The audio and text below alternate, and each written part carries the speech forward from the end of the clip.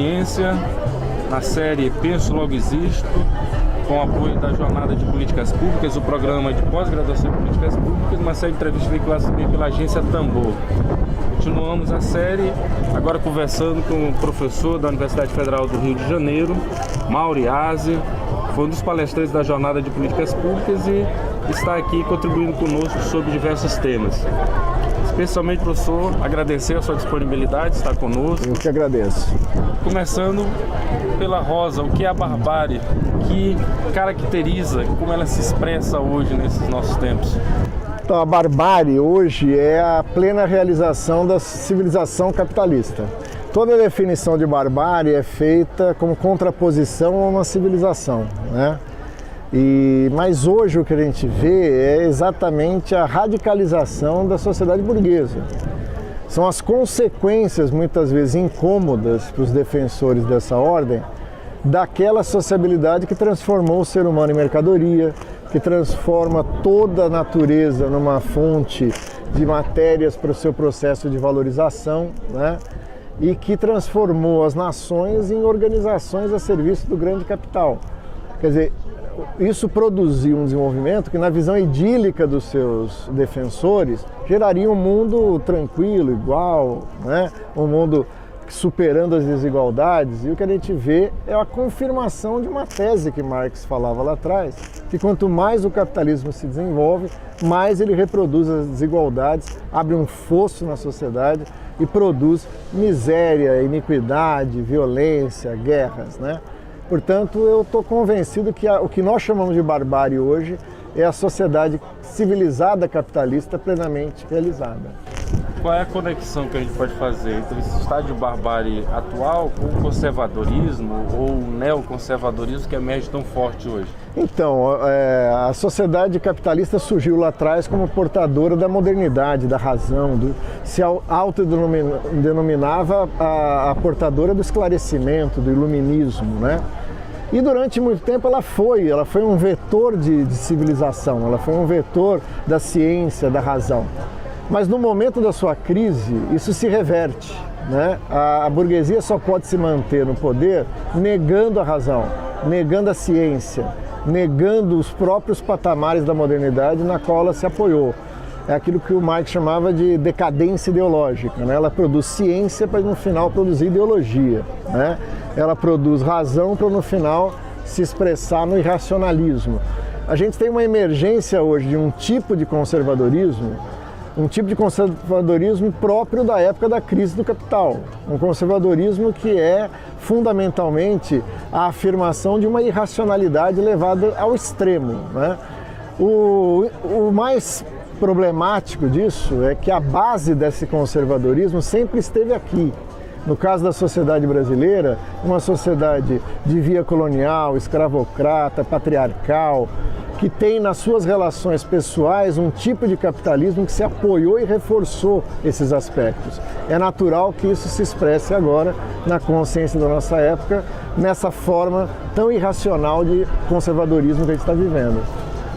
Esse conservadorismo, professor Mauri Aze, tem uma estreita relação com o que alguns pensadores, na sua elaboração, tenta caracterizar o que seria essa experiência fascista, neofascista, protofascista que estamos vivendo no Brasil e outras partes do mundo.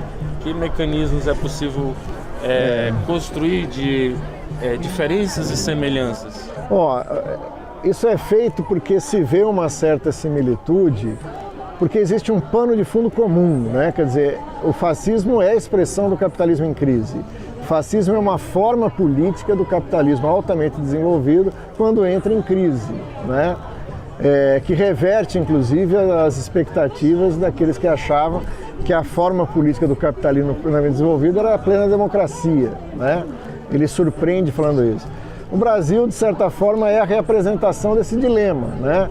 Depois de longo processo de amadurecimento democrático, o Brasil afunda num processo autoritário de características muito preocupantes, como é o caso do governo Bolsonaro. É difícil a gente dizer se isso é ou não é fascista, porque pode parecer uma tentativa de tentar compreender a natureza desse fenômeno em referência àquilo que a gente conhece, Daí a necessidade de chamar de neofascista ou proto-fascista. Ele tem traços comuns com a experiência fascista, mas tem características muito próprias, muito novas, né? Ele não surgiu de dentro do Estado, ele surgiu como um processo que apoderou-se de segmentos da massa, mas não pela forma de um partido fascista, como foi na Alemanha, como foi na Itália, né? Ele é um processo que ainda não se constituiu num Estado fascista, ainda que estamos vivendo um processo que aponta perigosamente para essa tendência. Então nós temos que estar atento a elementos do fascismo que estão presentes nesse fenômeno, mas eu ainda não caracterizaria como fascista. Nós estamos conversando com o professor Mauro Iazzi aqui no Tudo em Ciência, na série Penso Logo Resisto, apoiada tanto pelo Programa de Políticas Públicas, a Jornada Internacional, quanto pela Agência Tambor. Professor, e o governo Bolsonaro, nas suas três vertentes que lhe dão sustentação, como o senhor analisa e como que eles expressam hoje uma burguesia, uma classe dominante que também parece não estar muito coesa? Parece que ele ocupa o espaço vazio de um projeto que não conseguiu se viabilizar e teve que aceitá-lo, o Bolsonaro. Como o senhor vê isso?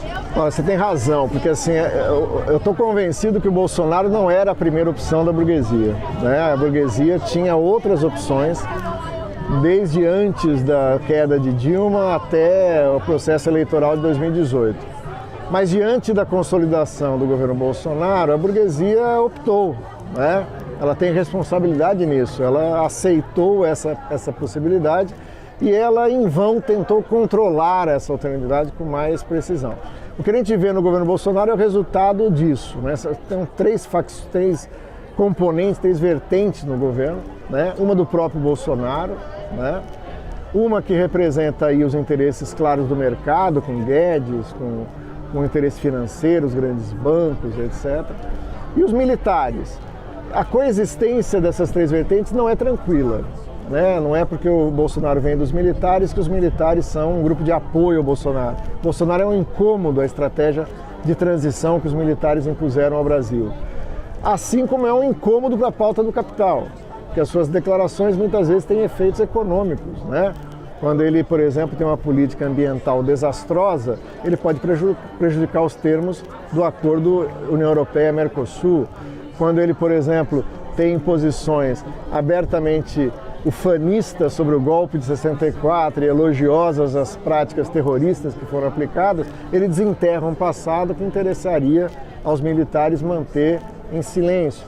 Então ele é um incômodo pela sua natureza, pela sua personalidade, pelo seu jeito de ser. Agora, a burguesia tem uma habilidade muito grande de superar esses problemas em função dos seus objetivos mais de fundo. Então a gente vê que o plano e a pauta da burguesia está sendo implementada. A reforma da Previdência, a reforma trabalhista, a reforma tributária, né? O contingenciamento dos gastos do Estado, o desmonte das políticas públicas. Tudo isso faz com que o Bolsonaro tenha sido encarado como um mal necessário, um incômodo, né? Para a parte da burguesia que se crê ilustrada, ter que aguentar um perfeito imbecil na presidência, um atrapalhado no sentido de implementar políticas criando áreas de tensão onde não existiriam, mas ao mesmo tempo alguém que, enquanto delira na sua ação mais assim, espetaculosa, ele acaba garantindo as condições para que a burguesia implemente o que é, no seu juízo, essencial. Do outro lado, para concluirmos, e a outra classe? Qual é a alternativa? A alternativa? A alternativa à barbárie, já que a barbárie, ao meu ver, é uma expressão da civilização burguesa capitalista, continua sendo a alternativa socialista. A alternativa socialista exige que forças sociais a encarnem como uma alternativa real. Uma das características da acumulação da esquerda no último período foi relativizar a alternativa socialista em nome de uma pretensa democratização radical da sociedade capitalista, né? Trocar a meta socialista por uma sociedade capitalista com direitos ou com formas de sobrevivência menos duras à classe trabalhadora. A própria crise do capital se encarregou de mostrar os limites dessa alternativa, o que reapresenta a necessidade de uma alternativa radical. Como diz o Mesaros, de uma alternativa radical de massas, né?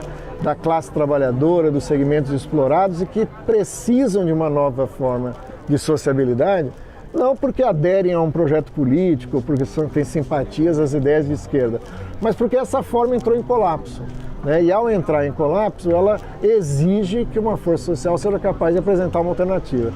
Eu estou convencido que a alternativa é a nossa bandeira socialista, a necessidade de socializar os meios de produção, de utilizar todos os recursos que existem num país para o trabalho coletivo da sua população, que possa usufruir dos benefícios coletivos que daí derivam, né?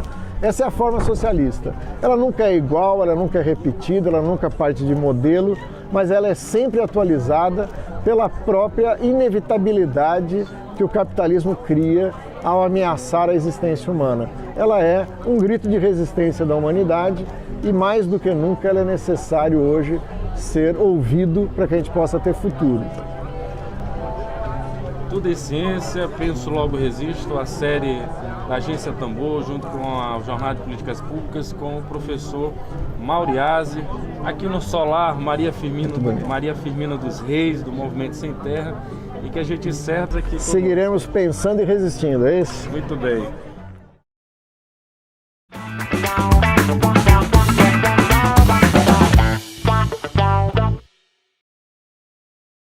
Meu nome é Eric Rossoi, eu sou professor do Departamento de Economia, fiz mestrado e doutorado em Políticas Públicas aqui na Universidade Federal do Maranhão.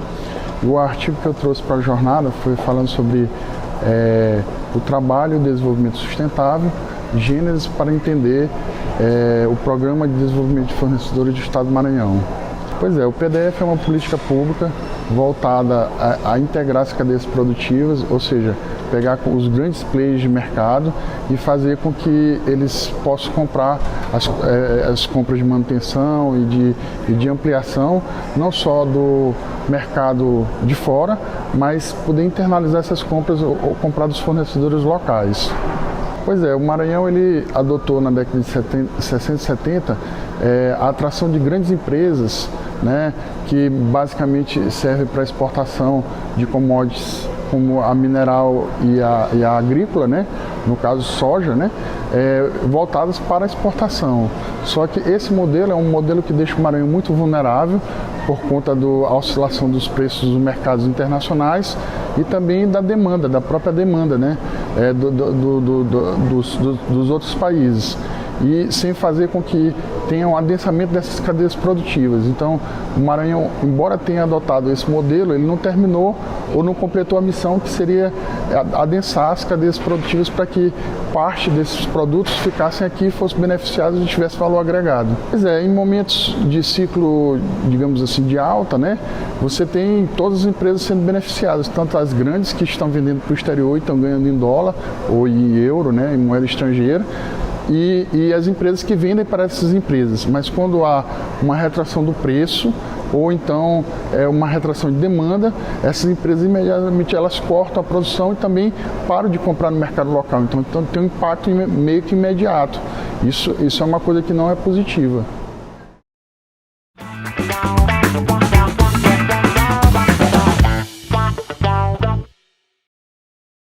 E no Tudo é Ciência, na série Penso Logo Resisto, com o apoio do Programa de Políticas Públicas na sua 9ª Jornada Internacional de Políticas Públicas e a Agência Tambor, conversamos com a professora Maria do Socorro Araújo, que lança o livro Políticas Públicas, Temas e Questões Afins.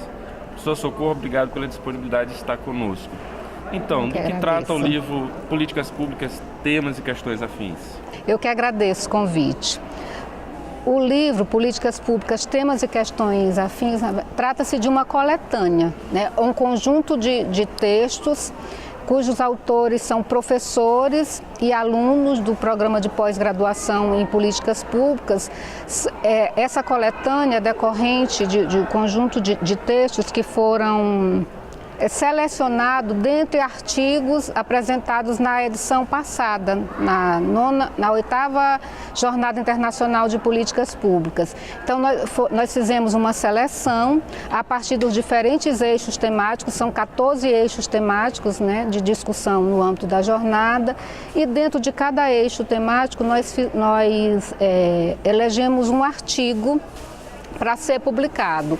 Esses artigos, eles passaram por um processo de ampliação e de revisão, às vezes com mudança de título, porque qual é o grande propósito, né? Aprofundar cada vez e ampliar as oportunidades de produção, né, de produção do conhecimento no âmbito do programa de pós-graduação em políticas públicas. Então, a intenção é de sempre, né, publicar, e essa é uma oportunidade. Como os artigos já tinham sido pré-selecionados para a jornada, nós fizemos uma outra comissão para fazer a elaboração desse formato final do livro. Então, ele foi organizado a partir desses diferentes eixos temáticos. Dos 15 textos que compõem o livro, quais a senhora destacaria, que trata alguns deles? Eles tratam das mais diversas temáticas, né, que se constituem no âmbito da jornada. Então, nós temos discussões específicas da área da seguridade social, né, de saúde, da assistência social, temos a discussão de educação no campo, temos a questão da prática da ideologia, né, mística do MST, a questão do campesinato, questão agrária no Brasil, a luta pelo reconhecimento étnico, direito à terra, a questão do lazer, aposentadoria e trabalho, né, na velhice. Temos a questão de trabalhadores no SUAS, no Maranhão. Então, são artigos com os mais variados temas, né, procurando justamente abranger essa complexidade de temas e questões que perpassam o campo das políticas públicas no Brasil e no Maranhão. Conversamos com a professora Maria do Socorro Araújo, que lança o livro Políticas Públicas, Temas e Questões Afins pela EDUFMA, editora da UFMA. Professora, onde é possível adquirir o livro?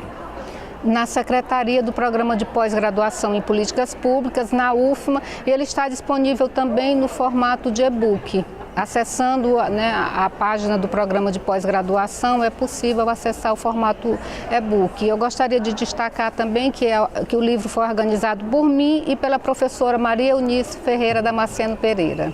Ok, professora, obrigado pela disponibilidade. Eu que agradeço.